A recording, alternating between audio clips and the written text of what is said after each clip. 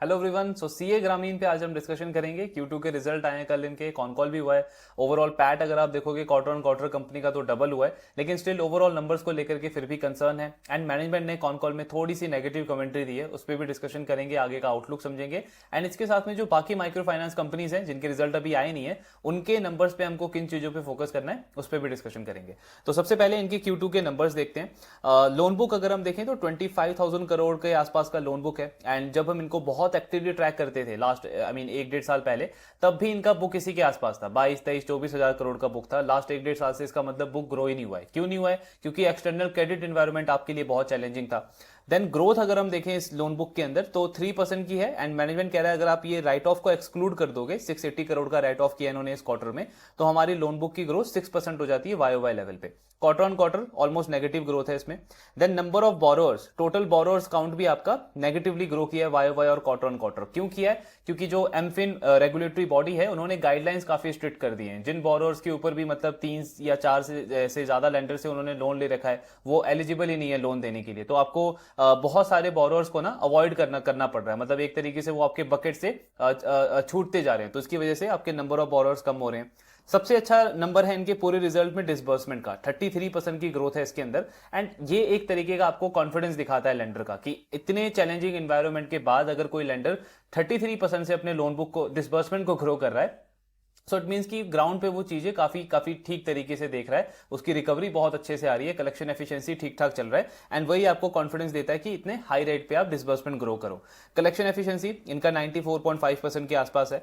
Then asset quality में अगर हम इनका ये पार 15 वाला बकेट देखें ना, यानी कि नंबर ऑफ कस्टमर जिनको 15 डेज हो गए हैं और अभी तक उन्होंने अपना ईएमआई पे किया नहीं है, बेसिकली आपका ईएमआई का ड्यू डेट 15 डेज से ज्यादा हो गया है, तो ये वाला बकेट वैसे तो ठीक चल रहा था इनका Q1 तक।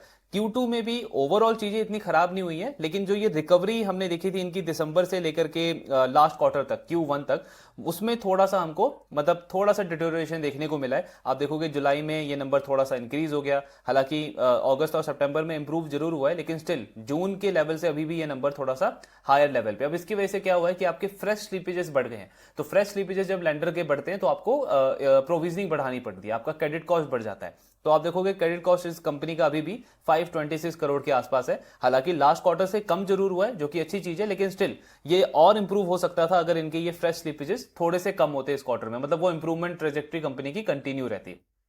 देन इनका अगर हम लोन बुक देखें सीए ग्रामीण का, तो 70% लोन बुक इस कंपनी का इन्हीं 3 स्टेट से आता है, कर्नाटका, महाराष्ट्र, तमिलनाडु।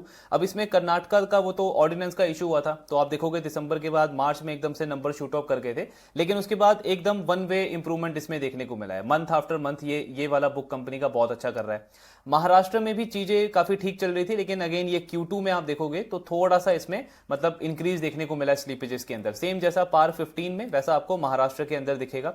तमिलनाडु में हमने ऑलरेडी उज्जीवन के एनालिसिस में भी डिस्कस किया था कि वहां पे कलेक्शन एफिशिएंसी आपका 99.5% है, तो उसका मतलब वहां तो कोई इशू नहीं है, और ये आपको कलेक्शन एफिशिएंसी का नंबर भी, फ्रेश स्लीपेजेस का डेटा भी वही दिखा रहा है। देन इनका एमपी जो लगभग 8% कंट्रीब्यूट करता है टोटल लोन बुक में, इसमें भी सेम वैसा ट्रेंड है जैसा महाराष्ट्र के अंदर है। जुलाई ऑनवर्ड्स इसमें स्लीपेजेस वगैरह इंक्रीज हुए हैं इस वाले बकेट के अंदर भी। बिहार इनके टोटल लोन बुक का आई थिंक 5% के आसपास है, और ये बिहार और यूपी दोनों का इन्होंने डेटा शेयर किया है, इसमें भी सेम ट्रेंड दिख रहा है। सो बिहार, यूपी, एमपी और एक का आपका महाराष्ट्र, ये 3-4 ऐसे स्टेट है जहां पे कंपनी के फ्रेश स्लीपेजेस इंक्रीज हुए हैं Q2 के अंदर। अदरवाइज ब्रॉडर लेवल पे अगर हम देखें तो चाहे कर्नाटका हो, तमिलनाडु हो या फिर कंपनी के जो अदर स्टेट्स हैं, उनमें इंप्रूवमेंट देखने को मिला है पार 15 वाले बकेट के अंदर। जो एनपीए वाला बकेट है इनका, मतलब ग्रॉस एनपीए 30+, 60+ डीपीडी वगैरह, इसमें आप देखोगे अक्रॉस बकेट इंप्रूवमेंट है। चाहे आप 30+ देखो, 60+ देखो, 90+ देखो, सब सिक्वेंशियली इंप्रूव हुए हैं। तो ये मुझे क्या दिखा रहा है कि रोल फॉरवर्ड कंपनी का अच्छा चल रहा है। रोल फॉरवर्ड क्या होता है कि कोई कस्टमर अज्यूम करो आपकी 1 वीक से उसने अपना ईएमआई पे नहीं किया, ईएमआई ड्यू हुआ उसका 1 वीक में, अब वो कस्टमर ना एकदम से 2 वीक वाली कैटेगरी में जा रहा है, फिर 30 डीपीडी हो रहा है, फिर 60 डीपीडी हो रहा है, और एक क्वार्टर के अंदर वो एनपी हो रहा है। इसका मतलब क्या हुआ कि अगर एक कस्टमर एक बार डिफॉल्ट कर रहा है अपनी पेमेंट को, तो वो सीधे एनपीए वाले बकेट के अंदर जा रहा है मेरा। तो वो वाली चीज इसमें नहीं हो रही है, क्योंकि पार 15 तो कंपनी का इंक्रीज हुआ है, जो हमने यहां पे देखा इनका पार 15 इनका बढ़ा है लास्ट क्वार्टर के कंपैरिजन में, लेकिन ये कस्टमर जो है ये आपके एनपीए वाले बकेट के अंदर नहीं आया, इवन 30+ वाले बकेट के अंदर भी नहीं आया। तो मतलब कैसा ट्रेंड है कि किसी कस्टमर ने 15 डेज से ईएमआई पे नहीं किया, लेकिन 20th डे पे उसने पे कर दिया, 21st डे पे कर दिया, 30 डेज से पहले उसने पे कर दिया। तो मतलब ब्रॉडर लेवल पे एसेट क्वालिटी में प्रॉब्लम नहीं है, वो इंप्रूवमेंट अभी भी चल रहा है कंपनी का, लेकिन जो 15+ वाला आपका बकेट है ना, उसमें थोड़ा सा हमको इस क्वार्टर में हल्का सा डिटोरिएशन देखने को मिला है, जिसकी वजह से आपको क्रेडिट कॉस्ट थोड़ा सा इंक्रीज करना पड़ा है। देन ओवरऑल क्रेडिट कॉस्ट अगर हम देखें इनका Q2 में तो 2.07% के आसपास है, और ये एनुअलाइज नहीं है, ये सिर्फ सेकंड क्वार्टर का क्रेडिट कॉस्ट है। जब ये बिजनेस बहुत अच्छा कर रहा था, साइकिल काफी अच्छा चल रहा था माइक्रो फाइनेंस का, तब पूरे साल में इस कंपनी का क्रेडिट कॉस्ट 2% के आसपास होता था। अभी एक क्वार्टर का इनका जो क्रेडिट कॉस्ट है वो 2% है, तो मतलब आपको प्रोविजन वगैरह काफी ज्यादा करना पड़ रहा है। देन प्रॉफिटेबिलिटी अगर हम देखें तो नेट इंटरेस्ट इनकम में अच्छी ग्रोथ है, 4% की सिक्वेंशियली, पीपीओपी में भी 6% की ग्रोथ देखने को मिली है क्वार्टर ऑन क्वार्टर लेवल पे। एंड क्रेडिट कॉस्ट या प्रोविजन आप बोलो, ये सिक्वेंशियली क्योंकि आपका इंप्रूव हुआ है लास्ट क्वार्टर के कंपैरिजन में, इसीलिए पैट आपका डबल हो गया। वाई आप देखोगे तो पैट अभी भी आपको दिखेगा 32% से नीचे है, क्योंकि लास्ट ईयर के कंपैरिजन में अभी भी आपने प्रोविजनिंग ज्यादा करी है, क्रेडिट कॉस्ट ज्यादा है, लेकिन लास्ट क्वार्टर के कंपैरिजन में ट्रेंड जो है वो थोड़ा सा नीचे की तरफ आया, तो ये चीज अच्छी है जिससे पैट को बूस्ट मिला है कंपनी के। देन यील्ड भी इनका इंप्रूव हुआ है, 20.3% से 20.7% पे आ गया है। कॉस्ट ऑफ बोरोइंग कंपनी की इंप्रूव हुई है 9.7 से 9.6%, एंड इसकी वजह से आप देखोगे स्प्रेड भी इंप्रूव हो गया और मार्जिन भी कंपनी के 13% क्रॉस कर दिए। कॉस्ट टू इनकम में इंप्रूवमेंट है, लेकिन ओपेक्स टू जीएलपी या ओपेक्स टू एसेट जिसको हम बोलते हैं, उसमें इंप्रूवमेंट देखने को नहीं मिला है। क्यों? क्योंकि आपका एसेट ग्रो नहीं कर रहा ना, खर्चा तो आपका उतना ही है, लास्ट ईयर भी वही एम्प्लॉइज थे, एम्प्लॉय बेस थोड़ा सा बड़ा ही है, वो फिक्स कॉस्ट है, लेकिन उसके कंपैरिजन में जो आपका एसेट बेस है, जो लोन बुक है, वो ग्रो नहीं कर रहा, इसीलिए ओपेक्स टू एएम कंपनी का अभी भी काफी एलिवेटेड है। देन आरओए का जो नंबर है इनका वो फर्स्ट हाफ में 1.3% है, और आरओई अभी 5% के आसपास है कंपनी का। तो ये ओवरऑल नंबर्स है। आई मीन प्रॉफिटेबिलिटी के मैट्रिक पे परफॉर्मेंस अच्छी है कंपनी की, एसेट क्वालिटी में भी ब्रॉडर लेवल पे चीजें ठीक चल रही हैं, लेकिन वो जो 15+ का बकेट है उसमें थोड़ा सा डिटोरिएशन देखने को मिला है। अब मैनेजमेंट की क्या कमेंट्री रही है, मैनेजमेंट ने आने वाले क्वार्टर्स को लेकर के क्या आउटलुक दिया है। तो सबसे पहले तो इन्होंने एसेट क्वालिटी के कुछ काफी इंटरेस्टिंग ट्रेंड्स इन्होंने शेयर किए हैं। मैनेजमेंट का कहना है कि हमारा जो मल्टीपल लेंडर वाला जो बकेट है ना, यानी कि वो बोरोअर्स जिन्होंने 3 या उससे ज्यादा लेंडर से लोन ले रखा है, तो लास्ट ईयर अगस्त में इनके टोटल जो कस्टमर थे उनमें से 25 कस्टमर्स उस कैटेगरी के अंदर थे, मतलब कि उन्होंने 3 से ज्यादा लेंडर से लोन ले रखा था। अब ये नंबर इनका कम होकर के 7% पे आ गया। इसका मतलब क्या हुआ कि मेरे पोर्टफोलियो की क्वालिटी बहुत अच्छी हुई है, यानी वो कस्टमर जिन्होंने ज्यादा लेंडर से लोन ले रखा था, मैंने उनको अपने पोर्टफोलियो से निकाला है, और बेटर क्वालिटी कस्टमर्स के साथ में मेरा पोर्टफोलियो आगे प्रोग्रेस कर रहा है। दूसरा इन्होंने डेटा शेयर किया है ओवर लेवरेजिंग का, मतलब वो बोरोअर्स जिनके ऊपर टोटल डेट जो है वो 2 लाख या उससे ज्यादा का है, यानी टोटल कर्जा उनके ऊपर एक तरीके से 2 लाख या उससे ज्यादा का है, तो वो कस्टमर लास्ट ईयर इनके 19% थे अगस्त के अंदर, अभी वो नंबर कम होकर के अगेन 7% पे आ गया। तो ये आपको क्या दिखा रहा है कि क्वार्टर आफ्टर क्वार्टर इनकी जो पोर्टफोलियो की क्वालिटी है ना वो बेटर होती जा रही है, यानी फ्रेश लोन जो मैं दे रहा हूं मार्केट के अंदर, इंडस्ट्री के अंदर, वो काफी बेटर क्वालिटी कस्टमर्स के साथ में दे रहा हूं। फिर इन्होंने क्रेडिट कॉस्ट के ऊपर थोड़ा सा मतलब एक नेगेटिव गाइडेंस एक तरीके से दिया है। तो मैनेजमेंट ने सबसे पहले क्या बोला है कि ये जो पार 15 वाला बकेट है ना, इसका इंप्रूवमेंट रेट हम जैसा एक्सपेक्ट कर रहे थे वैसा नहीं है, और इंप्रूवमेंट रेट इसका थोड़ा सा स्लो हुआ है। अब यहां पे आपको लाइन पे फोकस करना है। मैनेजमेंट क्या बोल रहा है? इंप्रूवमेंट रेट हमारा स्लो हुआ है। मैनेजमेंट ये नहीं बोल रहा कि इसमें डिफॉल्ट रेट बढ़ गया है या इसमें स्ट्रेस बढ़ गया है, बिकॉज दोनों का मीनिंग अलग है। अगर मैनेजमेंट ये बोलता कि इसमें स्ट्रेस बढ़ गया या डिफॉल्ट इसमें इंक्रीज हो रहा है, इसका मतलब क्या है? अनसर्टेनिटी है, यानी आपको पता नहीं है कि आने वाले क्वार्टर्स में वो ट्रेंड कैसा रहेगा, एनपीए ज्यादा बढ़ सकते हैं आपके, तो वो अनसर्टेनिटी का साइन है। लेकिन जब मैनेजमेंट बोल रहा है कि इंप्रूवमेंट रेट स्लो हो गया है, तो उसका मतलब क्या है कि इंप्रूवमेंट अभी भी चल रहा है उस बकेट के अंदर, लेकिन रेट ऑफ इंप्रूवमेंट जो हम पहले एक्सपेक्ट कर रहे थे वो अब नहीं है। तो पॉइंट इसका ये आता है कि ऐसा क्यों नहीं है, मतलब ये थोड़ा सा डिटोरिएशन हमको क्यों देखने को मिला है। सो सेम वही जो हमने डायनामिक वीडियो में डिस्कस किया था कि Q2 में जो आपका ये एक्सटेंडेड मॉनसून गया है ना, ये बहुत सारे बिजनेस के नंबर्स को इंपैक्ट करेगा, और सीए ग्रामीण के साथ में भी वही हुआ है। कंपनी का कहना है बहुत सारे हमारे जो एरियाज है ना वहाँ पे फ्लड हुआ है, मतलब अनटाइमली रेन हुआ है, जिसकी वजह से कस्टमर्स के इनकम पे थोड़ा सा इंपैक्ट पड़ा है, शॉर्ट टर्म इंपैक्ट पड़ा है और उनकी ईएमआई थोड़ी सी डिले हुई है। स्ट्रेस कहीं भी नहीं है, मैनेजमेंट कह रहा है कि चाहे आप एमपी देखो, महाराष्ट्र देखो, तमिलनाडु तो अच्छा कर ही रहा है, और भी जो अदर स्टेट्स है वहां पे चीजें अच्छी चल रही हैं, कोई स्ट्रेस देखने को नहीं मिल रहा है। और एक्सपेक्टेड है कि जैसे आपका ये फेस्टिव सीजन अभी कंप्लीट हुआ है तो नवंबर दिसंबर के मंथ्स में, वीक्स में हमको रिकवरी आनी स्टार्ट हो जाएगी। स्ट्रेस कहीं पे भी नहीं है, लेकिन आपका थोड़ा सा फ्रेश स्लीपेजेस इंक्रीज हो गए हैं इस एक शॉर्ट टर्म इंपैक्ट की वजह से, सीजनैलिटी की वजह से। अब इससे हुआ क्या है, क्योंकि आपके फ्रेश स्लीपेजेस थोड़े से बढ़ गए हैं तो आपको प्रोविजनिंग बढ़ानी पड़ेगी, आपका क्रेडिट कॉस्ट इंक्रीज होगा। तो मैनेजमेंट बोल रहा है इसकी वजह से FY26 में ना, जो हमने पहले गाइडेंस दिया था क्रेडिट कॉस्ट का, पहले कितना गाइडेंस था, 5.5 से 6% का, पूरे साल का इनका क्रेडिट कॉस्ट का गाइडेंस था। अब मैनेजमेंट बोल रहा है उस गाइडेंस से 30 से 40 बेसिस पॉइंट हमारा क्रेडिट कॉस्ट इस चीज की वजह से बढ़ जाएगा, क्योंकि ये मतलब एक तरीके से सीजनैलिटी का इंपैक्ट हुआ है और प्रोविजनिंग हमको बढ़ाना पड़ेगा। तो 30-40 बेसिस पॉइंट आपका क्रेडिट कॉस्ट बढ़ गया इस चीज की वजह से। दूसरा, मैनेजमेंट बोल रहा है कि हमारा जो ECL फ्रेमवर्क है उसको उसके उसके मॉडल को हमने रिवाइज किया, उसके मॉडल को हमने अपग्रेड किया, टाइम टू टाइम लेंडर करता रहता है, एंड उसकी वजह से हमारा अगेन जो क्रेडिट कॉस्ट है वो लगभग 30-40 बेसिस पॉइंट अगेन उसमें भी हमको इंक्रीज देखने को मिलेगा। तो इसका मतलब क्या हुआ कि 30-40 बेसिस पॉइंट आपका इंक्रीज हो रहा है ये फ्रेश स्लीपेजेस की वजह से, और 40-50 बेसिस पॉइंट आपका इंक्रीज हो रहा है ये ECL फ्रेमवर्क की वजह से। तो ओवरऑल मैनेजमेंट का बोलना है कि FY26 में हमारा जो पहले गाइडेंस था उसके कंपैरिजन में 70 से 100 बेसिस पॉइंट क्रेडिट कॉस्ट ज्यादा हो जाएगा, यानी कि पहले गाइडेंस था 5.5 से 6% के बीच में, अब आपका हो जाएगा 6.5 से 7% के बीच में। तो क्रेडिट कॉस्ट जब आपका बढ़ता है किसी भी लेंडर का, तो बिल्कुल कॉमन सेंस ही बात है कि जो आपका प्रॉफिट है उस पर इंपैक्ट पड़ेगा, उस पर एक तरीके से वो अटैक करेगा।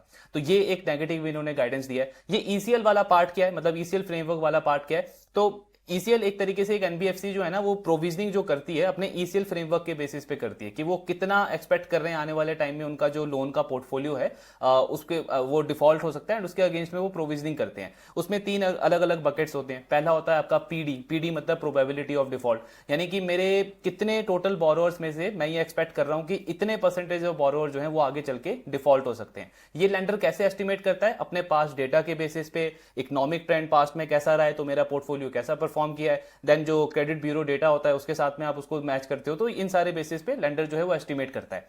दूसरा आता है आपका इसमें LGD का मतलब होता है लॉस गिवन डिफॉल्ट, यानी कि एक बोरोअर मेरा या एक कस्टमर मेरा जब डिफॉल्ट कर देता है तो उसमें से कितना अमाउंट मैं रिकवर कर पाऊंगा और कितना मैं रिकवर नहीं कर पाऊंगा। एग्जांपल के लिए, अगर किसी बोरोअर ने मेरे से 1 लाख का लोन लिया है, उसमें से वो 50,000 पे कर चुका है लेकिन अब वो डिफॉल्ट कर गया, तो वो जो बाकी का 50,000 आउटस्टैंडिंग है ना, उसमें से मुझे कितना लग रहा है कि मैं रिकवर कर पाऊंगा और कितना रिकवर नहीं कर पाऊंगा, मतलब कितना मेरा एक तरीके से लोन जो है वो लॉस हो जाएगा। ये आप कैसे अगेन चेक करोगे, पास्ट के डेटा के बेसिस पे कि अनसिक्योर्ड लोन ये कंपनी देती है तो उसमें से कितना कलेक्शन एफर्ट ये लगाते हैं और कितना टोटल रिकवर हो जाता है और कितना रिकवर नहीं हो पाता है। तो ये हो गया आपका LGD।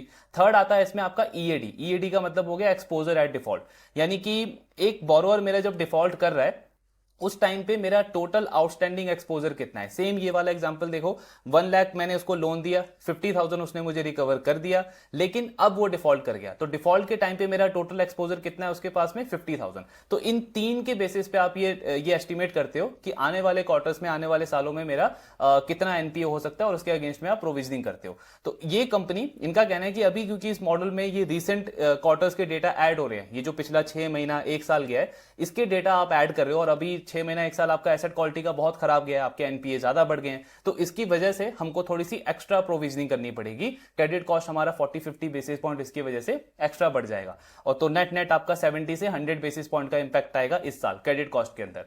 देन FY27 में भी ये इंपैक्ट आएगा। सो मैनेजमेंट बोल रहा है इस साल आएगा 70 से 100 बेसिस पॉइंट, अगले साल आएगा 70 से 80 बेसिस पॉइंट। तो नेक्स्ट ईयर का एक्सपेक्टेड था, क्योंकि हम नॉर्मल क्रेडिट एनवायरनमेंट की तरफ आगे बढ़ रहे हैं, नॉर्मल क्रेडिट साइकिल की तरफ आगे बढ़ रहे हैं, चीजें सारी नॉर्मलाइज हो रही है, तो नेक्स्ट ईयर इनका क्रेडिट कॉस्ट एक्सपेक्टेड था 3 से 3.5% के बीच में। अब क्योंकि उसमें 70 से 80 बेसिस पॉइंट ये इसकी वजह से ऐड हो जाएगा, तो आपका लगभग 4 से 4.5% का क्रेडिट कॉस्ट बनेगा अगले साल का। मतलब क्या हुआ कि जो अगला 1-1.5 साल मार्केट और हम एक्सपेक्ट कर रहे थे, इन्वेस्टर्स एक्सपेक्ट कर रहे थे कि सीए ग्रामीण का इनकम और तेजी से बढ़ेगा, इनकम बढ़ेगा, उसमें कुछ प्रॉब्लम नहीं है, लेकिन वो रेट ऑफ इंप्रूवमेंट जो है वो थोड़ा सा डिले हो गया। तो उस तरीके का सिनेरियो है। मतलब आप इसको ऐसे समझो कि गाड़ी को एक जगह पे जाना था, 1 घंटे में पहुंचना था, पहुंच वो अभी भी जाएगी, लेकिन थोड़ा सा टाइम ज्यादा लग जाएगा, आधा घंटा उसमें ज्यादा लग जाएगा। उस तरीके की चीज हुई है सीए ग्रामीण के साथ में। अब इसका एक दूसरा एस्पेक्ट भी है। सो मैनेजमेंट ने क्या बोला कि क्रेडिट कॉस्ट तो हमारा बढ़ेगा, और बिल्कुल कॉमन सेंस की बात है, क्रेडिट कॉस्ट जब आपका बढ़ता है तो आपके प्रॉफिट पे वो अटैक करता है, आपकी प्रॉफिटेबिलिटी को वो नीचे लाता है। आरओए का इन्होंने अब इस पे गाइडेंस दिया था पूरे साल का, FY26 का, कि 3% से 3.5% का आरओए हम एक्सपेक्ट कर रहे हैं FY26 के अंदर। अभी फर्स्ट हाफ में हमने देखा कितना आरओए था, 1.3%। तो अगर आपको अपने आरओए को 3-3.5% पे लेके जाना है तो इसका मतलब सेकंड हाफ में यानी कि H2 ऑफ FY26 में आपका आरओए लगभग 4-4.5% के आसपास होना चाहिए, मिनिमम 4.5% तो होना चाहिए, तब आपका फुल ईयर का आरओए जो है वो 3-3.5% के आसपास बनेगा। लेकिन मैनेजमेंट ने क्या बोला कि क्रेडिट कॉस्ट बढ़ गया, तो क्रेडिट कॉस्ट बढ़ गया इसका मतलब आपका आरओए नहीं बढ़ेगा, बल्कि आरओए और नीचे की तरफ जाने का रिस्क हो गया। लेकिन इस पे मैनेजमेंट ने एक और कमेंट्री दी है कि इवन दो हमारा क्रेडिट कॉस्ट बढ़ रहा है, लेकिन हमारा जो आरओई का गाइडेंस था, आरओई का जो हमारा टारगेट था ना, उस टारगेट को हम बहुत बड़े मार्जिन से मिस नहीं करेंगे। सो आई मीन वैसे हम 4.5% के आसपास एक्सपेक्ट कर रहे थे पहुंचने का H2 के अंदर, लेकिन हम स्टिल 4% के आसपास पहुंच जाएंगे। तो ये जो इन्होंने गाइडेंस दिया है आरओए का, ये किसके बेसिस पे दिया है? क्योंकि जनरली अगर हम देखें ऑपरेटिंग प्रॉफिट के बाद मेरा क्रेडिट कॉस्ट अगर आ गया तो मेरा प्रॉफिट और कम हो जाएगा ना। अज्यूम करो आप, मेरा ऑपरेटिंग प्रॉफिट है 100 रुपीज का, क्रेडिट कॉस्ट मेरा 5 रुपए से 10 रुपए हो गया, जैसे इनका इंक्रीज होगा आने वाले क्वार्टर्स में, तो मेरा जो नेट प्रॉफिट है वो 100 से 90 रुपए हो जाएगा। लेकिन मैनेजमेंट क्या बोल रहा है, हम प्रॉफिट को फिर भी प्रोटेक्ट कर लेंगे, मतलब उतना ग्रो नहीं आएगा प्रॉफिट में जितना पहले आना चाहिए था, लेकिन स्टिल प्रॉफिट ग्रो करेगा। तो इन्होंने बोला है 3 लीवर्स है हमारे पास जिसको हम यूज करेंगे, जिसके बेसिस पे हमारी प्रॉफिटेबिलिटी इंप्रूव होगी और आरओए हमारा स्टिल इंप्रूव करेगा। तो सबसे पहला लीवर है इनका इंटरेस्ट कॉस्ट या ईल्ड, आप बोल दो उसको, सॉरी इंटरेस्ट कॉस्ट बोल रहा हूं मैं, ईल्ड, इंटरेस्ट इनकम। तो कंपनी कह रही है हमने अपने पोर्टफोलियो में ना, माइक्रो फाइनेंस के पोर्टफोलियो में ईल्ड को इंक्रीज किया है। ईल्ड मतलब किस रेट पे आप इंटरेस्ट चार्ज कर रहे हो कस्टमर को।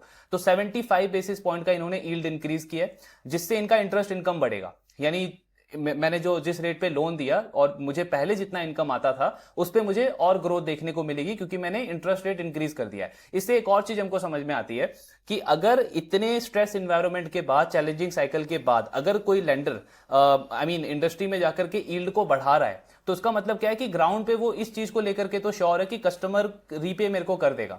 बिकॉज आपने पिछला 1-1.5 साल देखा है जहां पे कस्टमर डिफॉल्ट पे डिफॉल्ट करता जा रहा है, आपको एनपीए पे एनपीए बढ़ाना पड़ रहा है, और अब जाके आप सडनली यील्ड बढ़ा रहे हो, यानी इंटरेस्ट रेट आप बढ़ा रहे हो। तो उसका मतलब आप इस चीज को लेकर के काफी श्योर हो कि कस्टमर का मैं यील्ड बढ़ा भी दूंगा फिर भी मुझे ईएमआई आता रहेगा, वो डिफॉल्ट नहीं करेगा। क्योंकि अगर वो डिफॉल्ट कर गया तो मेरा प्रॉफिट तो और नीचे जाएगा ना, बिकॉज मेरा क्रेडिट कॉस्ट और ज्यादा इंक्रीज हो जाएगा। तो ये सारा रिस्क समझने के बाद ही कोई भी लेंडर जो है वो यील्ड को इंक्रीज करता है। तो ये एक पॉजिटिव इंडिकेटर भी है ग्रोथ को लेकर के।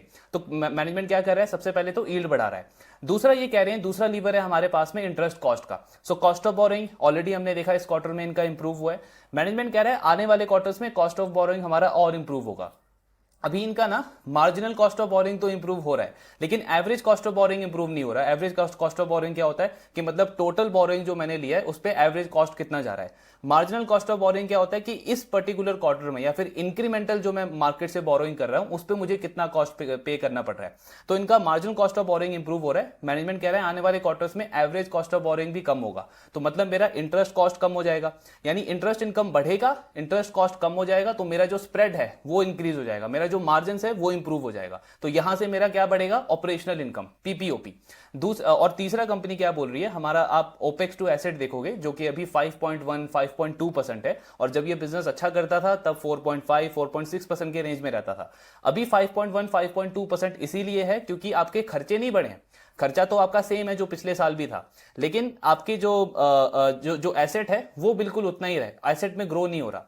तो मैनेजमेंट ने इस पूरे साल के लिए लोन बुक ग्रोथ का गाइडेंस दिया था पहले 14 से 18% का।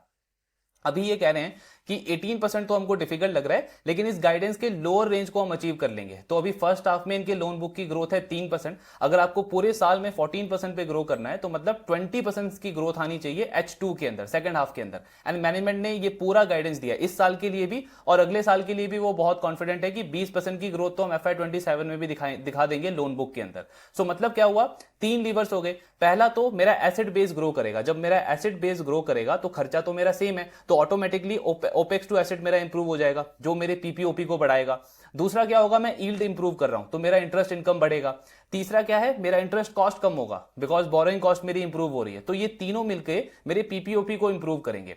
अब क्या होगा, आई मीन जैसे पहले मेरा 100 रुपए का ऑपरेटिंग प्रॉफिट था, क्रेडिट कॉस्ट मेरा 5 से 10 गया, तो प्रॉफिट मेरा 100 से सीधे 90 पे आ गया क्योंकि मेरा क्रेडिट कॉस्ट बढ़ गया। अब क्या कर रही है कंपनी, पीपीओपी को पुश कर रही है, तो जैसे ऑपरेटिंग प्रॉफिट आपका 100 से 110 जाएगा ना, तो क्रेडिट कॉस्ट आपका 10 का 10 ही रहेगा, जैसे मैनेजमेंट ने बोला थोड़ा सा इंक्रीज होगा, लेकिन अगर ये पीपीओपी को बढ़ा देंगे तो स्टिल आपका पैट जो है वो ग्रो कर जाएगा। इसीलिए मैनेजमेंट बोल रहा है कि आरओए के टारगेट को हम बहुत बड़े मार्जिन से मिस नहीं करेंगे। मतलब पहले तो एक्सपेक्टेड था 4.5-5% का आरओए आना चाहिए इनका H2 के अंदर, तो मैनेजमेंट बोल रहा है 4.5% तो नहीं, लेकिन 4% के आसपास का आरओए स्टिल हम डिलीवर कर देंगे इन H2 ऑफ FY26। और फिर FY27 में क्योंकि यील्ड का और इंप्रूवमेंट मिलेगा, कॉस्ट ऑफ बोरिंग का और इंप्रूवमेंट मिलेगा, तो मैनेजमेंट कॉन्फिडेंट है कि 4 से 4.5% का आरओ इनका आ जाएगा FY27 के अंदर। बाकी ओवरऑल एसेट क्वालिटी पे ऐसा इन्होंने बताया कहीं पे कोई भी स्ट्रेस नहीं है, अक्रॉस स्टेट्स इनका कहना है चीजें ठीक चल रही हैं। बिहार में जो हमने ये डेलिक्वेंसी देखी है, इनका कहना है वहां पे हमारा एट्रिशन रेट ज्यादा है, तो हम लोन बुक को भी वहां पे ग्रो नहीं कर रहे हैं, और बाकी ब्रॉडर लेवल पे तो एसेट क्वालिटी का ट्रेंड काफी अच्छा है। तो ये ओवरऑल इनका कमेंट्री है। मतलब अगेन अगर उसको कंक्लूड करें तो क्या हुआ है कि अभी भी इंप्रूव हो रहा है, टर्न अराउंड साइकिल जो हम खेल रहे हैं माइक्रो फाइनेंस में वो अभी भी बिल्कुल वैसे ही चल रहा है। एक्सपेक्टेशन थोड़ी सी बढ़ गई थी बिकॉज हमने आईडीएफसी फर्स्ट बैंक को देखा, एल&टी फाइनेंस को डिस्कस किया, उज्जीवन बैंक को डिस्कस किया जिन्होंने बहुत अच्छी कमेंट्री दी। तो एक्सपेक्टेशन ये था कि सीए ग्रामीण से भी बहुत स्ट्रॉन्ग कमेंट्री सुनने को मिलेगी, जो कि एक्चुअली ग्रोथ पे तो दी है इन्होंने, लेकिन थोड़ा सा क्रेडिट कॉस्ट इनका बढ़ गया जस्ट बिकॉज ऑफ सीजनैलिटी, और दूसरा वो जो ईसीएल फ्रेमवर्क ये थोड़ा सा अपग्रेड कर रहे हैं उसकी वजह से। बाकी वो जो साइकिल है माइक्रो फाइनेंस का वो बिल्कुल अप साइकिल की तरफ जाता हुआ दिख रहा है, बिकॉज तभी लेंडर इतना कॉन्फिडेंट है लोन बुक को बढ़ाने के लिए, वो भी इंटरेस्ट रेट को, यील्ड को और इंक्रीज करते हुए।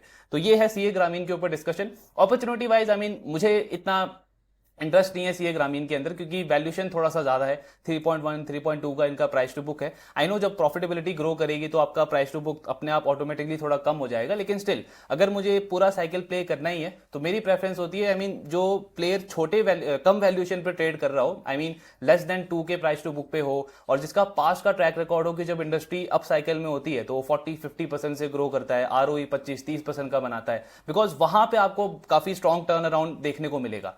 तो जैसे अरमान है, मुथूट माइक्रो फाइनेंस है, और एक दो प्लेयर्स हैं जो उस कैटेगरी के अंदर आते हैं, तो वहां पे थोड़ा सा ज्यादा इंटरेस्ट है। लेकिन सीए ग्रामीण के नंबर्स ऐसे बहुत ज्यादा कुछ ऐसा कंसर्निंग नहीं है, लेकिन हाँ एक थोड़ा सा नेगेटिव इन्होंने गाइडेंस दिया क्रेडिट कॉस्ट के ऊपर जो मार्केट एक्सपेक्ट नहीं कर रहा था, लेकिन वही है ओवरऑल इंप्रूवमेंट की जो ट्रेजेक्ट्री है वो चल रही है। जस्ट आप बोल सकते हो कि थोड़ा सा उसमें डिले देखने को मिला है। बाकी रडार पे रखना है हमको वो बाकी माइक्रो फाइनेंस कंपनीज को भी, बिकॉज हमको ये भी देखना है कि जब उनके रिजल्ट आएंगे तो क्या वो कंपनी भी क्रेडिट कॉस्ट बढ़ाने को गाइडेंस देगी, क्योंकि उनको भी माइट भी ये ईसीएल फ्रेमवर्क वगैरह चेंज करना पड़े, शायद उनका भी क्रेडिट कॉस्ट इंक्रीज हो जाए। सो उस पे फोकस रहेगा। एंड बाकी आपके जो डाउट्स है शेयर करते रहिए। Thank you very much.